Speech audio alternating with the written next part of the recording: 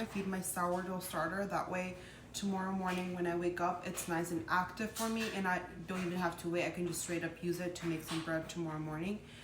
This is a pretty healthy sourdough starter. It's not really discard because when I fed it, it got really bubbly. I used what I needed, and then the rest I put it into the fridge.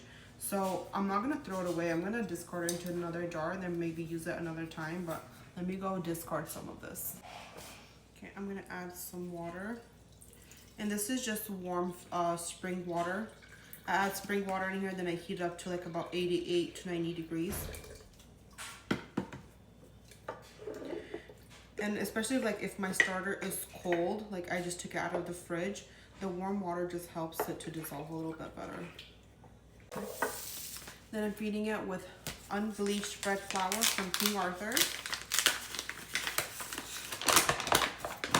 It's 10:40 right now, so it's pretty late, but it's gonna be perfect because my house is kind of like on the colder side today. It's about 72 degrees and my countertops are cold, so it's gonna be rising all night, and in the morning it's gonna be that perfect consistency for me to mix bread with.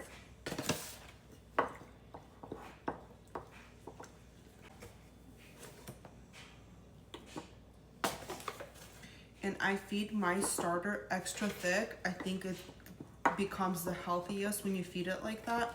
It needs that extra flour. It feeds on the flour, so it needs that extra food. So you guys stop under feeding your sourdough starters. That's too runny. If you're picking up your sourdough starter like this on your spoon and it's just automatically dripping, it's not enough flour. Give it more. It's gonna be hungry.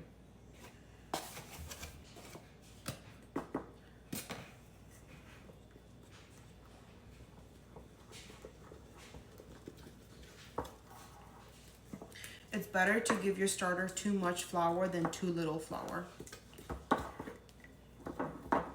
Because by the time it works its way to eat through all that flour, it's gonna make itself stronger, resulting in bigger, better bread. Versus if you're underfeeding it, it's gonna eat through all that flour really quickly, and then it's weakened, it's still hungry, it's not full all the way. And when you use it to make bread, you're gonna get a good loaf, but you're not gonna get the best loaves. And I'm seeing a lot of people underfeeding their starter. That's why I don't like to feed it ratio 1:2.